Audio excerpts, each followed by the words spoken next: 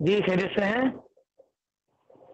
S S کے نور صاحب؟ جی جی جی آپ کہاں سے ہیں آپ؟ اڑیسہ سے.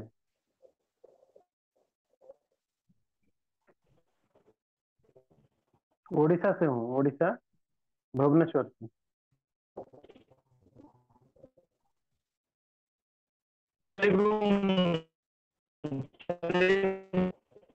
آواز کلیئر نہیں آ رہی ہے.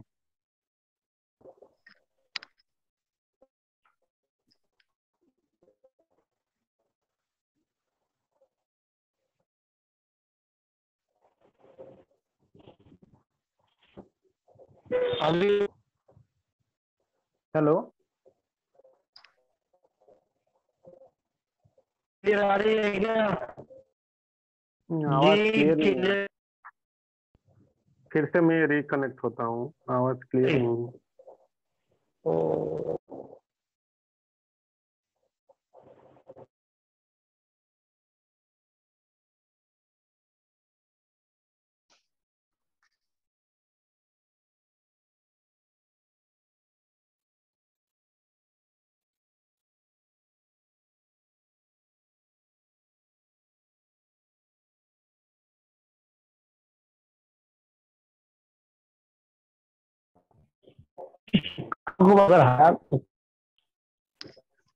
السلام علیکم.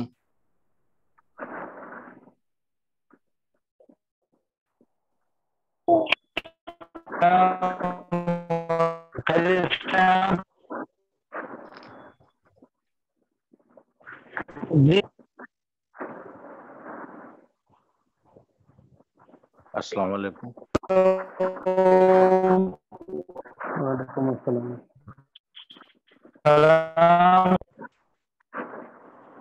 میری آواز آ رہی ہے؟ ہاں آ رہی ہے لیکن کٹ کٹ کے آ رہا ہے.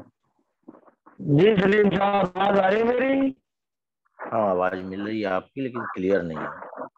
کلیئر نہیں ہے.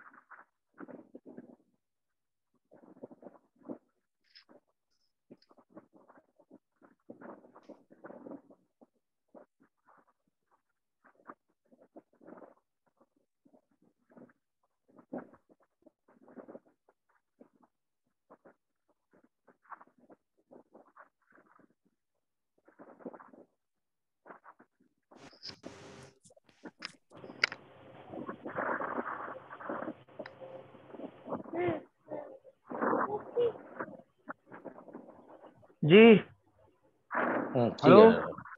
السلام جی علیکم. اب السلام علیکم. اب کلیئر ہے.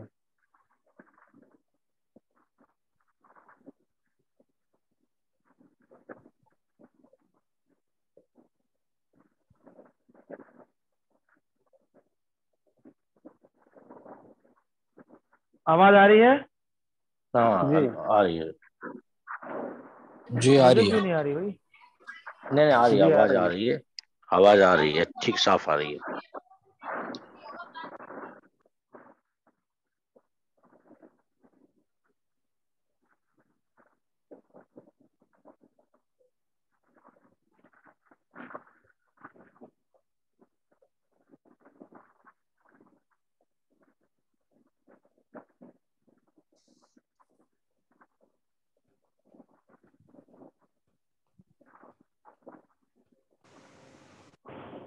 हेलो। हाँ हेलो। हाँ अस्सलाम वालेकुम। अरे यार, हेलो।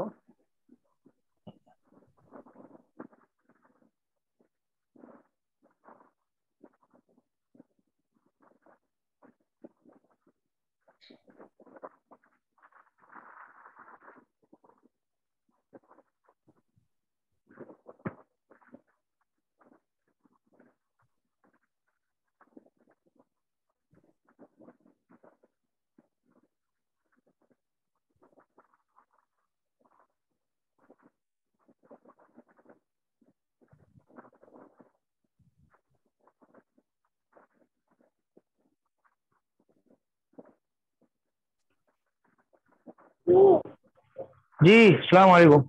आवाज आ रही है मेरी वालेकुम अब? अस्सलाम। हाँ ठीक है, आ जी रही है, अब सही आ रही है? एकदम क्लियर जी। आ रही है। अच्छा। और ये कौन है, इनका नाम नहीं आ रहा लास्ट में जो है? क्या नाम है आपका भाई?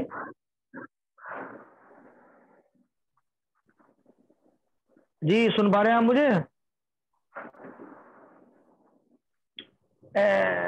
ये शाहनवाज आलम। जी शाहनवाज भाई, सुन पा रहे हैं आप?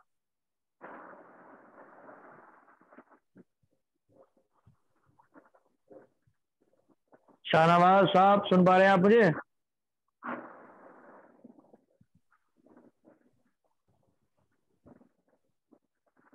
तो शुरू करते हैं पढ़ाई। जी। तो कल क्या बताया था, याद है आप लोगों को, किसी को?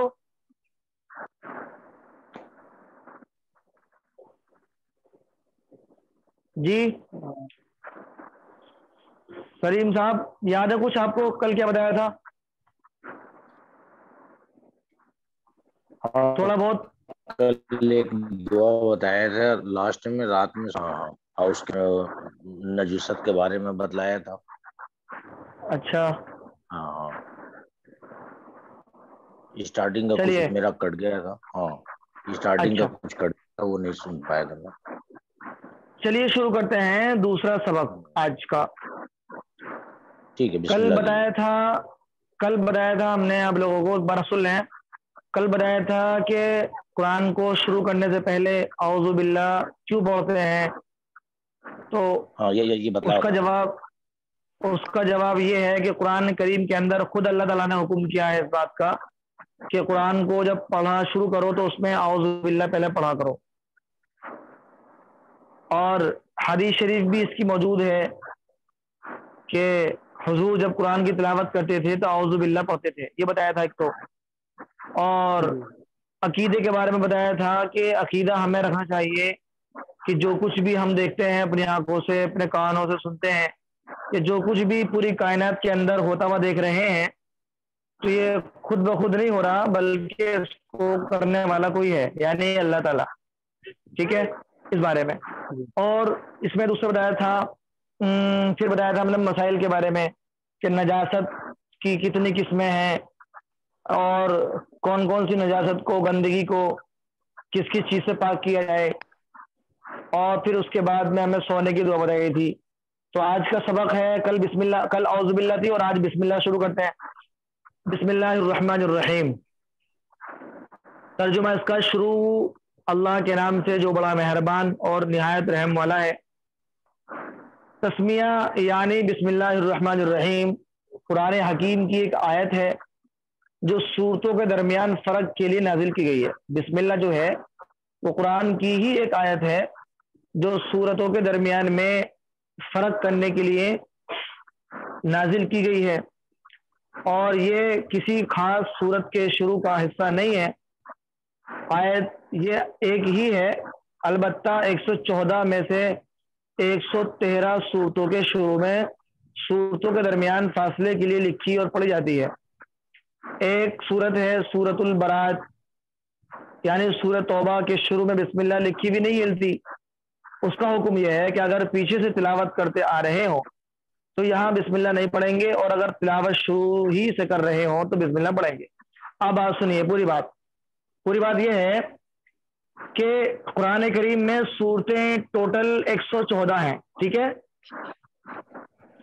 اب ہر ایک صورت کے شروع میں بسم اللہ لکھی ہوئی ہے. سمجھ میں آ رہی ہے بات ایس کے نور صاحب؟ جی جی. تو ہر صورت کے شروع میں بسم اللہ لکھی ہوئی ہے. تو بسم اللہ جو لکھی ہوئی ہے یہ قرآن کی ہی ایک آیت ہے، اور صورتوں کے درمیان میں فرق کرنے کے لیے اس کو لکھا گیا ہے کہ بھی اب یہ صورت مکمل ہوگی، اب یہاں سے دوسری صورت شروع ہوگی. لیکن ایک صورت ہے سورہ توبہ، یعنی 10ویں پارے میں، 10ویں پارے کی جو صورت ہے، اگر ہم اس صورت یعنی سورہ توبہ کو اگر ہم شروعات کرتے ہیں قرآن پڑھنا یعنی سورہ توبہ سے، تو ہم بسم اللہ پڑھیں گے اس میں، حالانکہ اس کے شروع میں بسم اللہ لکھی ہوئی نہیں ہے. لیکن اگر ہم 10ویں پارے کے شروع سے پڑھتے آ رہے ہیں قرآن، اور ہمیں بیچ میں وہ صورت مل گئی، یعنی اس صورت کو بھی ہم پڑھ رہے ہیں، پیچھے سے پڑھتے آ رہے ہیں، تو پھر ہم اس صورت سے پہلے بسم اللہ نہیں پڑھیں گے. لیکن اگر اسی صورت سے شروعات کرنا ہے تو بھی بسم اللہ پڑھیں گے. سلیم صاحب آپ کو سمجھ میں آ گئی بات؟ ہاں ہاں سمجھ میں آ گئی. اچھا چلیے آگے. امام نماز میں بسم اللہ آہستہ پڑھے، نمبر 2. یہ قرآن ہو گیا. اب نمبر 2 ہے مسئلہ، یعنی حدیث. ترجمہ. حضرت انس رضی اللہ عنہ سے روایت ہے، فرماتے ہیں کہ میں نے رسول اللہ صلی اللہ علیہ وسلم، حضرت ابو بکر، حضرت عمر اور حضرت عثمان رضی اللہ عنہم کے پیچھے نماز پڑھی. میں نے ان میں سے کسی کو بھی بسم اللہ الرحمن الرحیم اونچی آواز سے پڑھتے ہوئے نہیں سنا. یعنی ہمیں نماز کے اندر امام کے پیچھے ہو یا یہ کہ ہم الگ نماز پڑھ رہے ہوں تو بسم اللہ ہم آہستہ پڑھیں گے، ٹھیک ہے؟ زور سے بسم اللہ ہم نہیں پڑھیں گے، ٹھیک ہے؟ بسم اللہ ہمیں زور سے نہیں پڑھنا، بسم اللہ میں آہستہ پڑھنا ہے.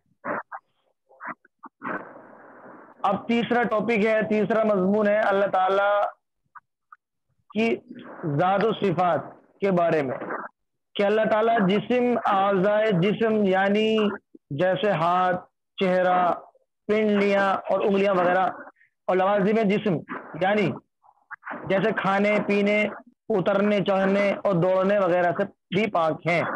یعنی اللہ تعالیٰ کے نہ تو ہاتھ ہے، نہ پیر، نہ پاؤں، نہ آنکھ، نہ ناک، کوئی چیز اللہ کی نہیں ہے، ٹھیک ہے؟ باقی اللہ تعالیٰ کا وجود ہے، لیکن اللہ کا کوئی بھی جس طرح جسم کے حصے ہوتے ہیں، اللہ تعالیٰ کا کوئی بھی ایک عضو نہیں ہے، نہ آنکھ ہے، نہ ناک ہے، نہ کان ہے، لیکن اللہ تعالیٰ ہر چیز کو دیکھتا بھی ہے اور ہر چیز کو سنتا بھی ہے اور سب چیزوں کو کرنے والا بھی ہے. تو یہ ہمیں عقیدہ رکھنا ہے کہ اللہ تعالیٰ کا کوئی حصہ نہیں ہے، کوئی عضو نہیں ہے. قرآن و حدیث میں جہاں اللہ تعالیٰ کی طرف اعضائے جسم یا مخلوق کی صفات کی نسبت ہے، وہاں ظاہری معانی بالاتفاق مراد نہیں ہے، بلکہ وہ اللہ کی بعض صفات کی تعبیرات ہیں. پھر متقدمین کے نزدیک وہ صفات متشابہات میں سے ہیں، ان کی حقیقت اور مراد کو سوائے اللہ کے کوئی نہیں جانتا، جب کہ متاخرین کے نزدیک ان کی حقیقت مراد درجہ ذن میں معلوم ہے. جیسے ید اللہ، یعنی قرآن کریم کے اندر ایک آیت ہے ید اللہ یعنی اللہ کا ہاتھ، تو قدرت باری تعالی اس سے مراد اللہ تعالیٰ کی قدرت، اور اترنے سے مراد رحمت کا متوجہ ہونا ہے. یعنی کہ جو قرآن کریم میں الفاظ ہے ید اللہ فوق ایدیہم، کہ فوق ید اللہ، جیسے حدیث شریف کے اندر بھی آتا ہے کہ ید اللہ علی الجماعت، یعنی جماعت کے اوپر اللہ کا ہاتھ ہے. تو اللہ کا ہاتھ سے مطلب نہیں ہے کہ اللہ کا واقعی ہاتھ ہے، چونکہ اللہ کا ہاتھ نہیں ہے، تو اس سے مراد مطلب یہ ہے کہ جماعت کے اوپر اللہ کی قدرت ہے، یعنی اللہ کی اس کے ساتھ میں مدد ہے. سمجھے؟ کہتے ہیں نہیں جیسے کہ مثال کے طور پر ہم دنیا کے اندر رہتے ہیں، اب کوئی انسان کا کسی سے تعلق ہے، کسی انسان کا کسی بڑے آدمی سے تعلق ہے، اب تعلق کی بنیاد پر اس آدمی کو کہا جاتا ہے کہ بھئی اس آدمی کے اوپر فلاں آدمی کا ہاتھ ہے، کہتے نہیں ہیں؟ سلیم صاحب سمجھ میں آ رہی بات؟ ہاں بات آ رہی. تو کہتے نہیں کہ بھئی اس آدمی کے اوپر فلاں آدمی کا ہاتھ ہے، مثلا منتری جی کا ان کے اوپر ہاتھ ہے، یا فلاں ایم ایل اے کا ان کے اوپر ہاتھ ہے، اب وہ ہاتھ کا مطلب یہ نہیں کہ ہاتھ ہی ان کے اوپر ہے، نہیں، بلکہ ان کے پیچھے سپورٹ میں کھڑے ہیں، ان کی طاقت ان کی قدرت ان کے ساتھ میں ہے. تو ایسے ہی اللہ تعالیٰ کا معاملہ ہے، سمجھے نہیں؟ ہاں. تو اسی طرح اترنے کا حکم قرآن کیا اللہ تعالیٰ کا اترنے کا حکم نہیں، اترنے کا حکم نہیں، مطلب اس سے مراد ہے رحمت، اللہ کی رحمت متوجہ ہوتی ہے اترنے سے مطلب. اور نمبر 4 آ گیا مسئلہ. اب مسائل کے بارے میں بتا، یعنی کہ 3 باتیں ہو گئی. قرآن کے بارے میں بتا دیا گیا ہمیں کہ قرآن میں بسم اللہ جو ہے وہ ہمیں بسم اللہ ہر جگہ پڑھنا ہے، ہر صورت میں، اور ایک صورت میں ہمیں بسم اللہ نہیں پڑھنا. اگر پیچھے سے پڑھتے آ رہے ہوں تو بسم اللہ نہیں پڑھنی ہے، اگر اسی صورت شروع کرنا ہے تو بسم اللہ پڑھنی ہے. اور دوسرا بتایا تھا ہمیں حدیث کے بارے میں کہ حدیث شریف کے اندر بھی آتا ہے کہ امام کے پیچھے بسم اللہ نماز میں ہمیں آہستہ آواز سے پڑھنا ہے، زور سے نہیں پڑھنا. اور تیسری بات بتا دیا ہمیں عقیدے کے بارے میں، ہمارا عقیدہ کیا ہونا چاہیے کہ اللہ تعالیٰ کا کوئی ہاتھ نہیں ہے، کوئی عضو نہیں ہے، یعنی کوئی اللہ کا باڈی پارٹ کوئی بھی نہیں ہے. اب چوتھا نمبر آتا ہے ہمارا مسئلے کے بارے میں کہ مسائل بتا دیں، یعنی نمبر 4 نجاست حکمیہ کی قسمیں اور ان کے حکم. کل بتائی تھی نجاست حقیقیہ اور نجاست حکمیہ، تو کل نجاست حقیقیہ بتا دی گئی. اب نجاست حکمیہ اس کی 2 قسمیں ہیں، یعنی کہ نجاست حکمیہ کی 2 بہنیں سمجھو، ایک حدث اصغر، نمبر 2 حدث اکبر. اب حدث اصغر یعنی چھوٹی نجاست کو کہتے ہیں، اصغر مطلب بہت چھوٹا، اسے بولتے ہیں چھوٹی نجاست، اور یہ بے وضو ہو جانے سے لاحق ہو جاتی ہے. مثال کے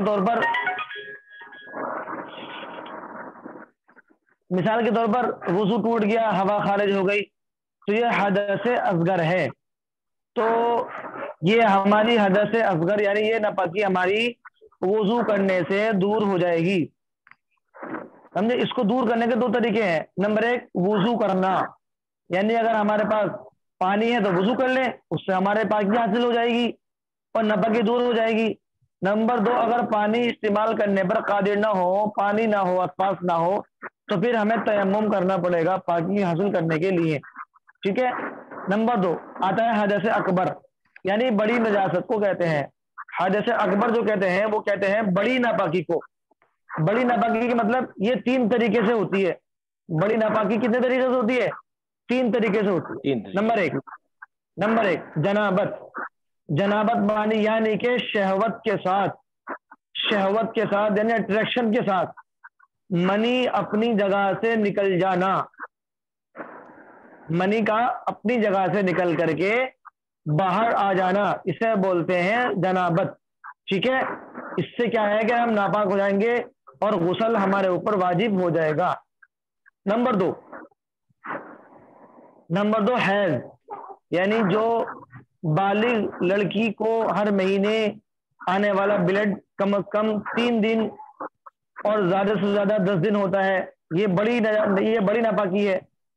اور اسی طرح نمبر 3 نفاس کا مطلب یعنی بچے کی پیدائش کے بعد آنے والا بلڈ جس کی کم سے کم کوئی مقدار نہیں ہے لیکن زیادہ سے زیادہ دن 40 دن ہوتے ہیں. اور اس حد یعنی بڑی ناپاکی کو دور کرنے کے بھی 2 طریقے ہیں. چھوٹی ناپاکی کو دور کرنے کے 2 طریقے تھے اور اس بڑی ناپاکی کو دور کرنے کے بھی 2 طریقے ہیں. چھوٹی ناپاکی کو دور کرنے کے 2 طریقے تھے. پہلا نمبر 1 وضو کرنا، اور وضو کا پانی نہیں ہے تو تیمم کر لینا. اور دوسری یعنی بڑی ناپاکی دور کرنے کے بھی 2 طریقے ہیں. نمبر 1 غسل کرنا، یعنی ان پر ہمارا وضو سے کام نہیں چلنے کا بلکہ غسل کرنا پڑے گا. نمبر 2 اگر پانی نہ ہو تو پھر تیمم کرنا پڑے گا. تیمم ایسے ہی کریں گے جیسے وضو کے لیے تیمم ہوتا ہے، غسل میں بھی تیمم ایسے ہی کریں گے جیسے کہ وضو میں تیمم کرتے ہیں. تیمم دونوں میں ایک ہی جیسا ہوگا. ٹھیک ہے، سمجھ میں آگے بات؟ ٹھیک ہے. ہاں. دوسری بات ایک مسئلہ اور بتا دوں ذہن میں رہ جائے ہمارا. مثال کے طور پر اگر ہم اپنی بیوی کے ساتھ ہم بستری کر رہے ہوں، ٹھیک ہے، بیوی کے ساتھ ہم بستری کر رہے ہیں اور کرنے کے ہم نے شروعات کی ہے، اور شروعات کرنے میں یعنی کہ ہمارا جسم اس کی جسم میں داخل ہو جائے اور فوراً کوئی ایک ایسا وقت آ جائے کہ فوراً ہمیں ہٹنا پڑ جائے اور یعنی کہ ہمارے جو حصہ ہوتا ہے، یعنی جو ہمارا آلہ تناسل ہے، اس کا جو آگے کا حصہ ہوتا ہے، اس کو حشفہ بولتے ہیں، اس کو عربی میں بولتے ہیں حشفہ، یعنی انگلش میں یا ہندی میں سپاری اس کو بولا جاتا ہے۔ اگر اتنا اندر چھپ گیا ہے اور اس کے بعد چاہے ہم اس میں ڈسچارج ہوئے ہوں یا نہ ہوئے ہوں، اگر ہمیں اتنا چھپ گیا اور باہر نکلنے کی ضرورت پڑ جائے، یعنی کسی کام سے نکلنے کی جانے کی ضرورت پڑ جائے، تو پھر بھی ہمارے اوپر غسل واجب ہو جاتا ہے، عورت کے اوپر بھی اور مرد کے اوپر بھی، چاہے اس میں ہم ڈسچارج ہوئے ہوں یا نہ ہوئے ہوں، ٹھیک ہے۔ بعض لوگوں کو کنفیوژن رہتا ہے کہ بھی ڈسچارج تو ہوئے نہیں تھے تو غسل واجب بھی نہیں ہوا، سمجھے؟ تو بہت لوگ نماز یوں پڑھ لیتے ہیں اور اپنے قرآنوں کی تلاوت بھی یوں کر لیا کرتے ہیں، تو اس لیے یہ مسئلہ ذہن میں ہو، ٹھیک ہے بھائی۔ اور اب نمبر 5 آتا ہے سو کر اٹھنے کی دعا۔ کل بتائی تھی سونے کی دعا، اللہم بسمک اموت و احیا، سو کر اٹھنے کی دعا۔ سو کر اٹھنے کی دعا ہے الحمدللہ الذی، اور میرے ساتھ الحمدللہ احیانا احیانا بعدما بعدما اماتنا اماتنا وإلیہ النشور۔ وإلیہ النشور۔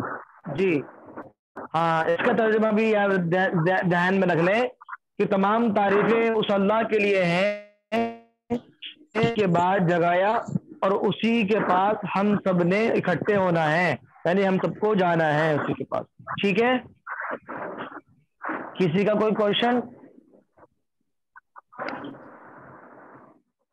جی نہیں سب کلیئر جناب جی جناب میرا کوشچن تھا، آپ فرائیڈے کے دن بھی کلاس رہے گی ہماری یا تو پھر؟ فرائیڈے کے دن کلاس رہے گی انشاءاللہ، مفتی صاحب نے بتایا تھا کلاس رہے گی جی جی۔ اور کسی کو کچھ معلوم کرنا ہے؟ جی نہیں، آج رہبر صاحب نہیں آئے آج؟ سلیم صاحب رہبر صاحب کہاں رہے آج؟ نہیں آج نہیں دکھلائی دے رہے، وہی میں دیکھ رہا تھا ان کو، ہاں آج رہبر بھائی نہیں آئے، آج ایس کے نور صاحب نئے دکھائی دے رہے ہیں، اور یہ محمد شاہ نواز ہیں، یہ دکھائی دے رہے ہیں نئے، یہ آج نہیں دکھلا رہے ہیں جی اچھا ٹھیک ہے بھی، روزانہ پڑھیں پابندی سے انشاءاللہ، ٹھیک ہے، پابندی سے پڑھنا ہے، انشاءاللہ ٹھیک ہے ٹھیک ہے ٹھیک۔ السلام علیکم ورحمۃ اللہ۔ وعلیکم السلام۔ وعلیکم السلام۔